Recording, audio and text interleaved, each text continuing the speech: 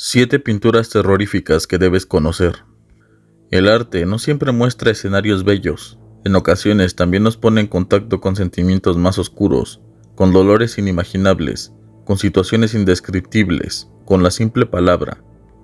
Pues el arte es lo más elevado que un ser humano ha podido crear, para bien o para mal. Entre estas obras podemos encontrar verdaderas ventanas a los infiernos más temibles, a las ensoñaciones de autores que han querido retratar cómo sería el infierno, o quizás pinturas que muestran la oscuridad más turbia del ser humano. Pinturas en donde podemos ver reflejado lo más sangriento y lo más brutal de cada persona, en forma de arte. Quizás incluso algunas que lleguen a conmover nuestra alma, o que nos lleven a las más terribles locuras, recordando quizás a aquel capítulo de Los Simpson, por mencionar algo que muchos conocemos, en donde cada pintura es una macabra historia de terror. Asimismo, hoy me enorgullezco de ser el presentador, el anfitrión y el guía en este recorrido por 7 pinturas o pintores de terror que debes conocer. Número 1. Las pinturas de Goya. El primer lugar, más que ser solo una pintura, es un pintor cuyas obras causan las pesadillas más terribles en una época en donde la crítica a la iglesia y el tocar temas profanos era castigado. Goya, sin embargo, al ser un pintor de renombre, quien también retrató al rey Carlos IV y a su familia, escapaba muchas veces de una condena por sus obras.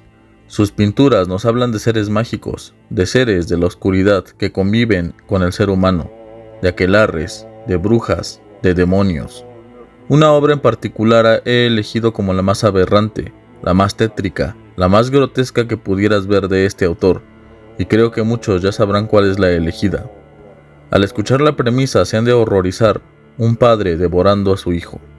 Saturno devorando a su hijo, por más basado en la mitología griega que ya de por sí sola es lo suficientemente grotesca, con casos de incesto, de destrucción, de guerras, de asesinatos. La mitología griega, sin dudas, para el que la conoce, es terrible en muchos aspectos.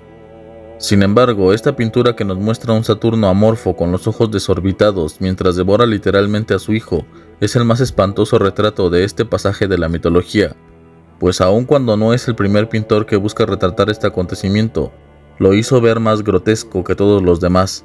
Sin dudas, imaginar a un padre devorando a un hijo sería una escena de la peor película de terror o una obra horripilante si se llevase a cabo en la vida real. Pero el caso es que, si bien en la mitología griega como en otras, los dioses son inmortales y Saturno o Cronos no los devoraba sino que los engullía, es decir, se los pasaba enteros, esta imagen nos muestra cómo verdaderamente un desquiciado con los ojos fuera de órbita sostiene en sus manos una masa sanguinolenta mientras devora una de sus extremidades.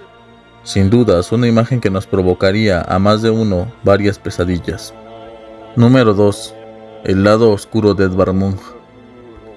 Edvard Munch, uno de los pintores más famosos alrededor del mundo, su fama sería muy grande debido a una obra, una pintura que a más de uno les ha de provocar cierta sensación de desagrado o de intriga por los colores y las formas, pero sobre todo por el protagonista de este cuadro cuya expresión es macabra y provoca una gran intranquilidad. El grito de Edvard Munch es una de las obras más tétricas que puedes llegar a presenciar. Y sabiendo la vida de este pintor es como conocemos el porqué de esta y de varias obras cuyo contenido despierta los sentimientos más agrestes del ser humano. Un padre severo, una madre muerta y unas hermanas enfermas, trastornos bipolares, depresión, alcohol, armas de fuego, entre otras, han sido las tragedias que acosaron la vida del autor. El mismísimo Edvard Munch dice de dónde tomó la inspiración para dicho cuadro. Paseaba por un sendero con 2 amigos, el sol se puso, de repente el cielo se tiñó de rojo sangre, me detuve y me apoyé en la valla, muerto de cansancio, sangre y lenguas de fuego acechaban sobre el azul oscuro del fiordo y de la ciudad. Mis amigos continuaron y yo me quedé quieto, temblando de ansiedad, sentí un grito infinito que atravesaba la naturaleza. Como podemos ver, Edvard Munch retrató en esta expresión, que sería una especie de autorretrato, el sentimiento de ansiedad que en ese momento experimentó. Y cómo no, cuántas veces nos hemos quedado observando melancólicamente o nostálgicamente el cielo cuando comienza a oscurecer. ¿Qué impresión nos puede dar? A algunas personas les parecerán hermosos los colores, pero a otras, aquellas que quizás la vida no ha tratado tan bien y sufren de una brutal depresión, el morir del día les llena de angustia. a veces de temor. Otras veces una melancolía baña el alma de colores tan agresivos como el rojo y el naranja, que contrastan con la pasividad de los colores más fríos, y este escenario puede resultar brutal, un mareo. El corazón palpita y lo único que puedes externar y sentir es el grito infinito que se pierde en la distancia, que se ahoga en la garganta, el grito de Edvard Munch. Es por eso que es universal, y solo aquellos que han conocido esta sensación y lo que es la ansiedad, podrían bien decir que esta pintura describe perfectamente su estado de ánimo. Un grito ahogado que aparece en la pintura, un ser que abre la boca y que solo se encuentra en un silencio profundo, con una expresión en el rostro de desesperación. Con lo anteriormente dicho, ¿cómo es que este cuadro no debería aparecer en este listado? Una de las curiosidades de esta pintura es que el autor comentó que de hecho el personaje principal, al igual que los hombres que van detrás de él, llevaría un traje, pero que tras una visita a París donde vio una momia peruana de rasgos andróginos, es decir, de hombre y mujer, decidió cambiar al protagonista para universalizar dicho sentimiento en su mensaje existencialista. También notamos que se basaría en las obras de Van Gogh, de donde obtendría inspiración para su gran obra, que no pasó de ninguna manera desapercibida en su época por la crítica, quienes acudían a observar a esta imagen universal de desesperación, dolor y ansiedad. Una imagen que bien se podría relacionar con los tormentos del infierno o simplemente con una vida en la tierra. El grito además sería relacionado con el futuro de Europa. Esta sería una expresión muy común en un mundo que ha perdido la razón. Es de decir que las obras de Munch son muy grotescas o en ocasiones parecen quitarte la paz y la tranquilidad, con escenarios que representan la vida del artista, y que si para la pintura existe un Munch, yo diría que para la literatura existe un Quiroga, puesto que sus obras y vidas se parecen, en ser sumamente inquietantes y terribles para quien las observa o para quienes las lee. Pero de todas ellas el grito es por mucho, y al menos en mi opinión, la más tétrica de todas ellas. La pesadilla, Nahmar. Este cuadro es grotesco por donde sea que se le mire. Ver a aquel ente posado sobre el cuerpo de una doncella con un rostro demoníaco. Muchos le han dado diversas interpretaciones. Algunos creen que el demonio que se encuentra sobre la mujer es un incubo, es decir, aquellos demonios que se dice tienen relaciones carnales con los humanos cuando estos duermen. Las mujeres demonios son llamadas súcubos y los hombres incubos. Quizás en las noches has sentido esa sensación macabra de estar completamente paralizado, de no poder mover ningún miembro ni emitir ningún sonido. Piensas que abres la boca y no sale nada de allí, en una completa desesperación, como si te hallaras prisionero de tu propio cuerpo. Algunos tienen la creencia de que esta parálisis del sueño, como es que se llama, es precisamente la presencia de aquel demonio que en aquel momento está haciendo de las suyas. Ahora, cada vez que sufras de esta condición, no podrás dejar de pensar en aquel ente que se encuentra sobre ti, perturbando tu sueño y convirtiéndolo, como el nombre de esta obra indica, en una pesadilla. Una interpretación alternativa es que aquella criatura representa el deseo. Como sabemos, el deseo ha sido vinculado tradicionalmente con el pecado, con lo demoníaco, la posesión. Y es que la mujer puede despertar en aquel que la observa cierto erotismo. Aparece en la oscuridad un caballo con los ojos saltones, quizás razón del título de la obra Nahmar, o pesadilla, que es como se le llama al caballo de Mefistófeles o del demonio. Una escena sin dudas aterradora cuyo significado quizás sea simplemente el deseo que sentía el pintor por la protagonista de la obra, que no es otra más que Anna Landolt, una mujer que precisamente el artista tenía como musa, como inspiración para su obra. Sin dudas, el nombre escogido para esta obra es muy acertado, ya que causaría pesadillas a quien quiera que la mire. El triunfo de la muerte. Una obra que sin dudas no deja a nadie indiferente y que en nuestro mundo actual nos debe dar mucho en qué pensar. Un arte macabro pero reflexivo que nos muestra a la muerte como victoriosa dirigiendo sus ejércitos. Nadie se salva de ella y de sus huestes. Fue pintada en 1562 por el pintor holandés Peter Bruegel. Algunos piensan que durante la pandemia que ocurrió en Europa de la peste negra, una gran cantidad de vidas humanas se perdieron y la humanidad pendía de un hilo. Los cadáveres se amontonaban en todas partes y las malas condiciones de salubridad e higiene no hacían más que empeorar la situación de una terrible enfermedad que acababa con cualquiera que la tenía. Pero no solo era la peste la que causaba grandes pérdidas de recursos y de vidas, sino también las guerras. Las cruzadas, las luchas por ambición política o en nombre de la religión, ocasionarían tal vez más pérdidas humanas que ninguna otra plaga juntas. Y lo podemos ver a lo largo de la historia, cómo varias vidas se han perdido por la ambición e inconsciencia del ser humano. Esta pintura es atemporal, es decir, que trasciende cualquier año, cualquier siglo, quizás también cualquier milenio, porque aun cuando hace ya más de 400 años que fue pintada, el triunfo de la muerte sigue haciéndose presente en los conflictos entre los seres humanos que no han aprendido a vivir en paz.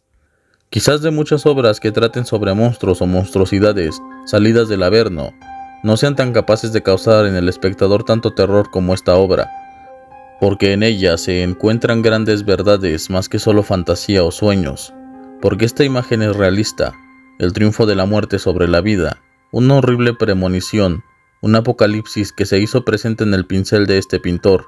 De todas las obras, esta por su realismo, debería darnos mucho más miedo y hacernos reflexionar. ¿Estamos a favor de la muerte o de la vida? ¿Estaremos algún día presenciando el triunfo final de la muerte sobre la vida?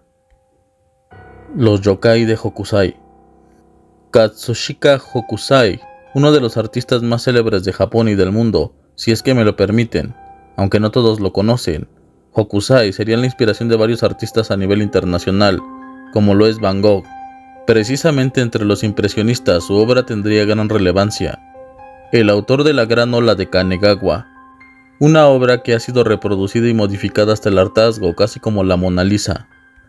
Hokusai fue una ventana de Japón a Occidente. Sus ukiyo-e son muy conocidos.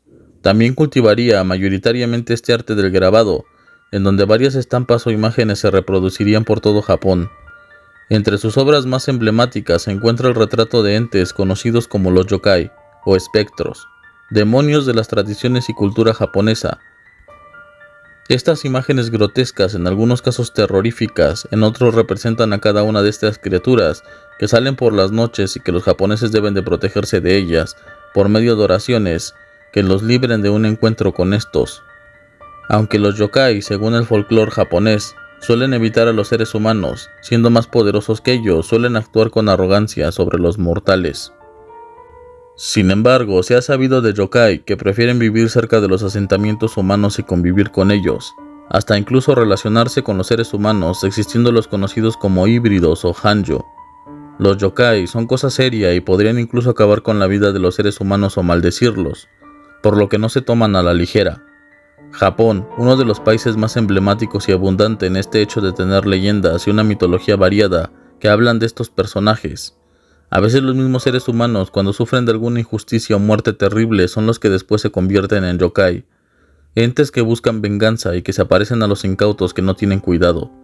Esta colección de demonios del folclore japonés aparecen retratados en diversos medios, pero Hokusai hace una representación notable de sus pinturas y grabados, los cuales quitan la paz a quien quiera que los mire. Sin dudas, merecen un lugar en esta lista. Número 6. Beksinski.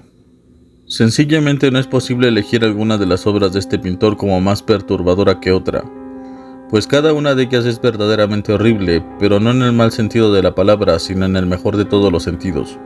Su obra causa escalofríos al que la observa por su aspecto lúgubre que nos muestra una ventana al alma del artista, cuyo secreto era pintar mientras escuchaba piezas de música clásica, bosquejando verdaderas pinturas que podrían haber salido también de las pesadillas más grotescas que cualquier persona podría tener. Y es que los sueños, en especial las pesadillas, son un material de primera mano que muchos artistas utilizaban para poder revelar en cada una de sus obras aquello que su mente escondía y que solo se mostraba en el estupor del sueño. De modo que gran parte de su obra se considera surrealista, pero el mismo Beksinski la denominaba barroca o gótica. Seguramente de cada una de estas obras podría emerger una historia terrorífica que, sin necesidad de ser contada por medio de la palabra hablada o escrita, nos describe en una sola imagen un universo lleno de terror. Número 7. Verboktre. No me decidía por el séptimo puesto, ya que si bien pensaba en pinturas como el Jardín de las Delicias del Bosco, una pintura infame que incluso los franceses en su saqueo de arte durante la invasión de España habrían de dejar el Jardín de las Delicias por considerarla una obra atroz. se queda sin dudas como una mención honorífica, pues el Bosco lo que en realidad quería representar en esta pintura era más bien el engaño y lo efímero de los placeres terrenales, en donde finalmente los transgresores de las leyes divinas habrían de terminar en el infierno. Escenas de lujuria se dejan ver en este tríptico, en donde aparecería ser que el mundo terrenal, con todos sus placeres, no es más que una extensión del infierno y del castigo que les espera a los herejes. ¿Qué pintura o pintor debería ocupar este lugar? Sin dudas, barajando entre varias posibilidades, encontré una cuyas obras son insignes en el ámbito del terror, y no son para nada obras que cualquiera pueda observar, sin sentir un poco de miedo, de desolación, en un universo distópico en donde cada escenario pareciera ser un infierno diferente, con una marcada influencia con el surrealismo, quizás con obras de Remedios Varo o de Leonora Carrington. Verbocktre es el nombre de este artista, aunque solo comparte su arte en las redes sociales. En su blog, y que comenzó a tomar relevancia apenas en el 2017, cosas que emergen del subconsciente del artista, en donde aquellos macabros mundos son producidos y después reproducidos en blanco y negro para mantener las escenas sombrías. Del autor no se conoce mucho, solo aceptó dar una entrevista en 2018 a la revista Vice, dejando con más dudas que respuestas, puesto que sus respuestas eran evasivas. Tan misteriosas como su autor, estas obras permiten una entrada a mundos oscuros, a pesadillas que emergen del lado más oscuro de la mente. Que bien podríamos analizar cada artista y obra de arte de acuerdo a la interpretación psicológica que se puede hacer de estas obras, para poder entender una mente compleja como la de muchos artistas que hemos visto en esta recopilación, que si conocemos parte de su vida podemos saber el porqué de sus obras y los oscuros secretos que en ellas se esconden. Si el video fue de tu agrado, por favor ya sabes cómo indicarlo. Visita mis redes sociales en donde subo contenido de manera periódica. Suscríbete si mi trabajo te agrada para que puedas estar al pendiente de nuevos videos. Ahora es tu turno de decirnos a todos en la caja de los comentarios, ¿qué te ha parecido esta lista de pinturas y autores de lo macabro? ¿Conoces alguna otra obra o artista que haya faltado en esta lista? ¿Coincides conmigo? ¿Cuál es tu pintor u obra de arte terrorífica favorita? Deja tu opinión, será agradable leerte. Sin más por el momento me despido. Nos vemos la próxima vez en el Palacio de Sanssouci.